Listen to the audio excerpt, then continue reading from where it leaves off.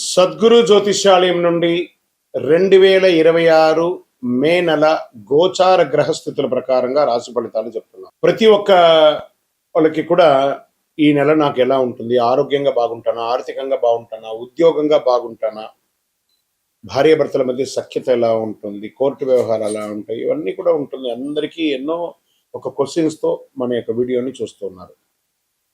జాతకం పడుతున్న వర్షానికి ఒక గొడుగు మాత్రమే కానీ జాతకం జీవితం కాదు. మీరు మిమ్మల్ని నమ్మండి, మీ యొక్క కులదేవాన్ని నమ్మండి, అన్ని చక్కగా జరుగుతుంది. మళ్ళీ మా ద్వారా జాతకం చాలా మంది చూడాలి, చూస్తున్నారు, తెలుసుకుంటున్నారు కదా. 21 వయసులోపు ఉన్న వాళ్ళు జాతకాలు చూడకండి. మీరు ఎదుగుతున్నటువంటి విద్యార్థులుగా ఉన్నారు.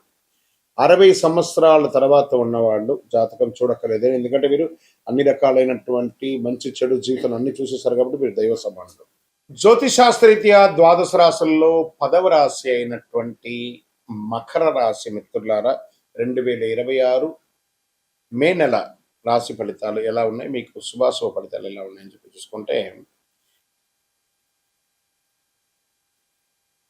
ఒక పరీక్ష కూడా మీ విజయానికి తలుపు తట్టే ఒక మార్గదర్శిగా కూడా చెప్పొచ్చు.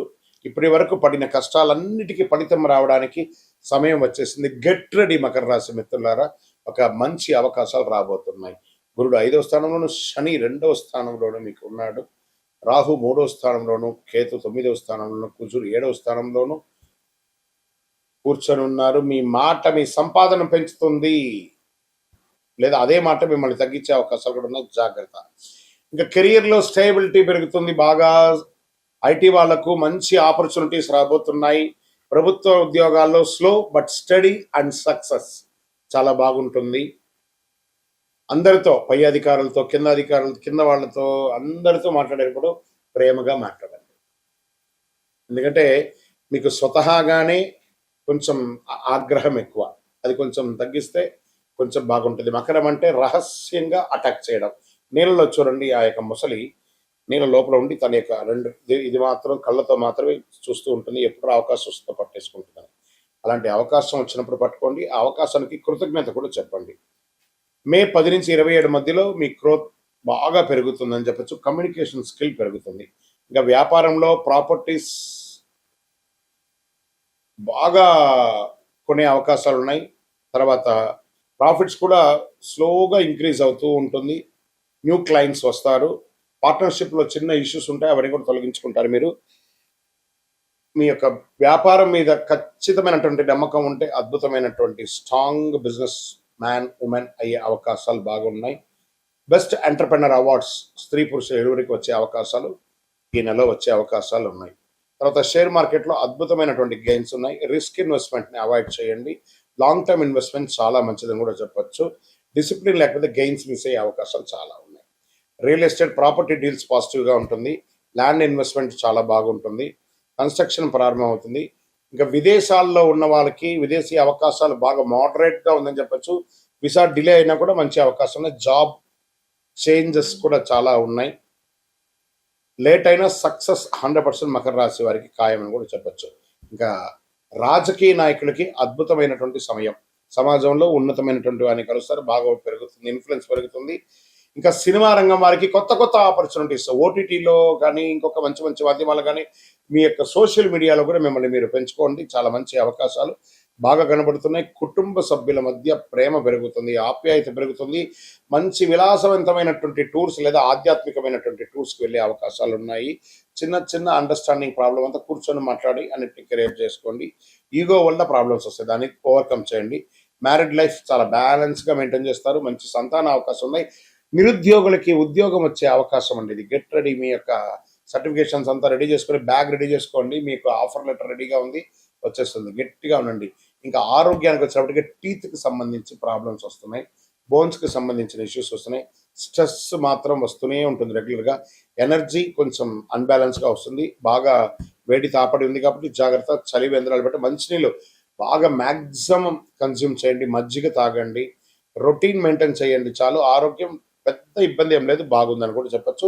కాస్త స్కిన్ ప్రాబ్లమ్స్ వస్తూ ఉంటుంది, దాన్ని చూసుకుంటూ ఉండండి. ఇంకా వ్యవసాయదారులకైతే ఇది ఒక మంచి సమయం. మంచి అవకాశాలు. వెజిటబుల్స్, స్ట్రాంగ్ వెజిటబుల్స్ ప్లాన్ చేయండి. సీజనల్ క్రాప్స్ పెంచండి.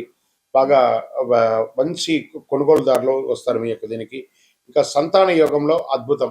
మీ పిల్లల కోసం మీరు ప్రయత్నం చేస్తుంటే వాళ్ళ విద్య కోసం కానీ, వాళ్ళ ఉద్యోగం కోసం కానీ, వాళ్ళ యొక్క వివాహం కోసం కానీ మీరు ఏమైనా ప్రయత్నం చేస్తుంటే ఇదే మంచి సమయం, మంచి అవకాశాలు రాబోతున్నాయి. కోర్టు కేసులు మీకు చాలా అద్భుతంగా ప్రోగ్రెస్ రాబోతుంది. ఫేవరబుల్ అవుట్కమ్ ఛాన్సెస్ చాలా ఎక్కువ ఉన్నాయి.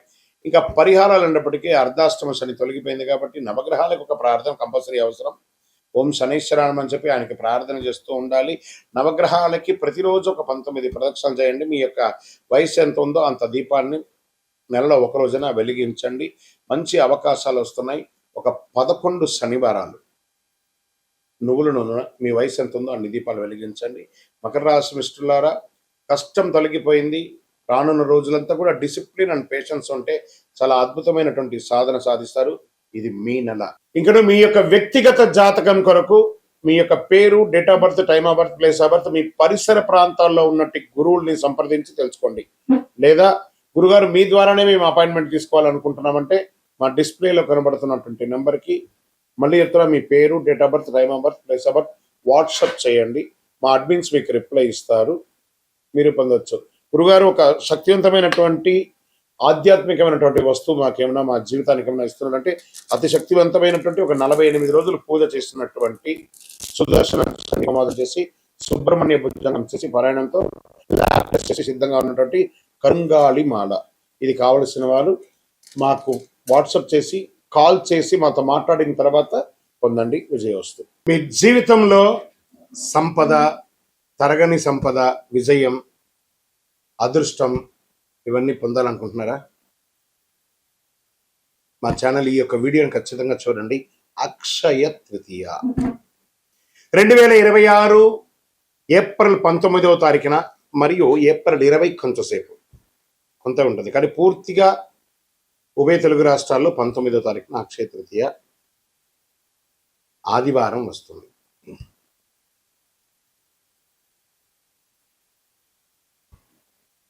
ఈరోజు చేసే పుణ్యాలు కానీ, దాన ధర్మాలు కానీ, కొనుగోలు కానీ అన్నీ ఎప్పటికీ తరగని కూడా చెప్తూ ఉంటారు. అక్షయ తృతీయ అంటే ఏంటి అసలు? అక్షయం అంటే ఎప్పటికీ తగ్గని, నశించని అని అర్థం. తృతీయ అంటే వైశాఖ మాసంలో శుక్లపక్షంలో 3వ రోజు అని కూడా చెప్పచ్చు. ఎన్నో ముహూర్తాలు జరుగుతూ ఉంటాయి. శ్రీ మహావిష్ణువు పరశురాముల వారి యొక్క అవతారం, దశావతారంలో పొందినటువంటి రోజు కూడా అక్షయ తృతీయ. మహాభారత రచన ప్రారంభమైంది, మహాభారతం ఈ యొక్క అక్షయ తృతీయ రోజే. భగీరథుడు గంగమ్మను భూమికి తీసుకొచ్చినటువంటి రోజు కూడా ఈ యొక్క అక్షయ తృతీయ. దీన్ని సర్వసిద్ధి దినము అని అంటారు. ఈరోజు ఏ పని ఎక్కువ చేస్తే చాలా మంచి ఫలితం వస్తుందంటే పరోపకారార్థే ఇదం శరీరం. ఇతరులకు సహాయం చేస్తే అది 1000 రెట్లుగా తిరిగి వస్తుంది. ఈరోజు కల్లుప్పు ఉంటుంది చూసారా, కల్లుప్పు, దొడ్డుప్పు, దాన్ని కొంటే ఐశ్వర్యం పెరుగుతుంది అంటారు. రాక్ సాల్ట్ అది కొనండి. ఇంకా కొంతమంది బంగారం కొంటూ ఉంటారు, అది వారి వారి ఇష్టం, కానీ ఎక్కడ కూడా చరిత్రలో బంగారమే కొనాలని రూల్ ఎక్కడ చెప్పలేదు. లక్ష్మీదేవి అనుగ్రహం వస్తుంది. బంగారం కొనడం గైనే కదా, ప్రాపర్టీ పెరుగుతుంది. ఇంకా ఈరోజు ఏం చేయాలి? లక్ష్మీ అమ్మవారికి కనకదార స్తోత్రం చేయండి, లక్ష్మీ అష్టోత్తరం చేయండి, లక్ష్మి కుబేరుని ప్రార్థన చేయండి. యక్షాయ కుబేరాయ వైశ్రవణాయ ధనధాన్యాధిపతయే ధనధాన్య సమృద్ధిం దేహి దేహి తాపయ స్వాహ అని చెప్పి మంత్రాన్ని చెప్తూ చక్కగా కుబేరునికి ఇంట్లో దీపం వెలిగించి పూజ చేస్తే డబ్బు, ధనం, వ్యాపారం అద్భుతంగా పెరుగుతుంది. సరే, ఈరోజు ఏమైనా దానం చేయొచ్చు అంటే అన్నదానం, నహి నహి బహుదానం, అన్నదానం సమానం అన్నారు. ఒక పేదవాళ్ళకి ఒకరికైనా భోజనం పెట్టండి. ఏదైనా దుస్తులు, కొత్త దుస్తులు, వాడిన దుస్తులు ఇవ్వకూడదు, కొత్త దుస్తులు దానం ఇవ్వండి పేదవాళ్ళకి. 100 రెట్ల పుణ్యం పెరుగుతుంది ఆ రోజు చేయడం వల్ల. ఇంకా కొత్త పనులు ఏమైనా ఈరోజు ప్రారంభించవచ్చు అంటే బిజినెస్ ప్రారంభించండి, ఇల్లు కన్స్ట్రక్షన్ ప్రారంభించండి, ఏదైనా మార్కెట్లో పెట్టుబడి పెట్టాలని కూడా పెట్టండి. సక్సెస్ ఛాన్స్ 1000 రెట్లు మీకు పెరుగుతుంది.